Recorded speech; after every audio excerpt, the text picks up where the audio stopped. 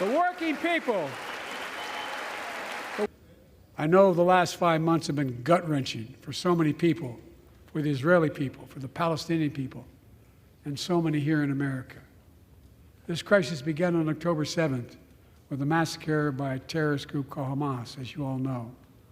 1,200 innocent people, women and girls, men and boys, slaughtered after enduring sexual violence. The deadliest day for the Jewish people since the Holocaust, and 250 hostages taken. Here in this chamber tonight are families whose loved ones are still being held by Hamas. I pledge to all the families that we will not rest until we bring every one of your loved ones home. We also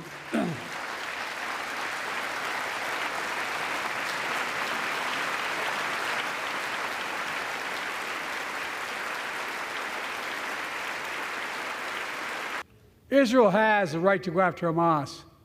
Hamas ended this conflict by releasing hostages, laying down arms, could end it by releasing the hostages, laying down arms, and surrendering those responsible for October 7th. But Israel has Israel has a added burden because Hamas hides and operates among the civilian population like cowards, under hospitals, daycare centers, and all the like. Israel also has a fundamental responsibility, though, to protect innocent civilians in Gaza.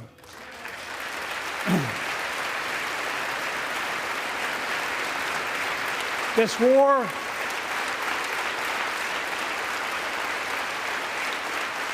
has taken a greater toll on innocent civilians than all previous wars in Gaza combined. More than 30,000 Palestinians have been killed, most of whom are not Hamas.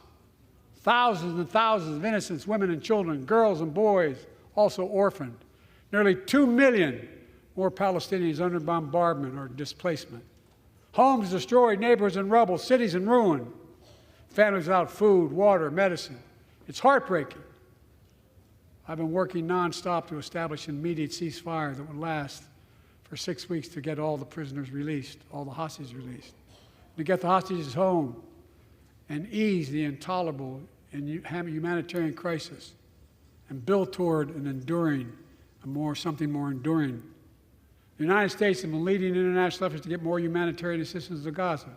Tonight, I'm directing the U.S. military to lead an emergency mission to establish a temporary pier in the Mediterranean on the coast of Gaza that can receive large shipments carrying food, water, medicine, and temporary shelters. No U.S. boots will be on the ground. A temporary pier will enable a massive increase in the amount of humanitarian assistance getting into Gaza every day.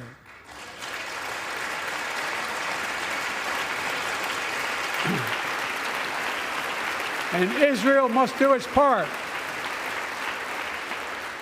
Israel must allow more aid into Gaza to ensure humanitarian workers aren't caught in the crossfire. And they're announcing they're going to have a crossing in northern Gaza. For the leadership of Israel, I say this: humanitarian assistance cannot be a secondary consideration or a bargaining chip. Protecting and saving innocent lives has to be a priority. As we look to the future, the only real solution to the situation is a two-state solution over time.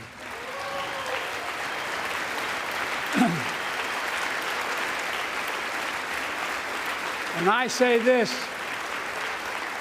as a lifelong supporter of Israel.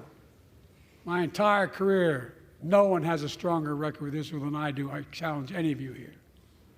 I'm the only American president of Israel in wartime.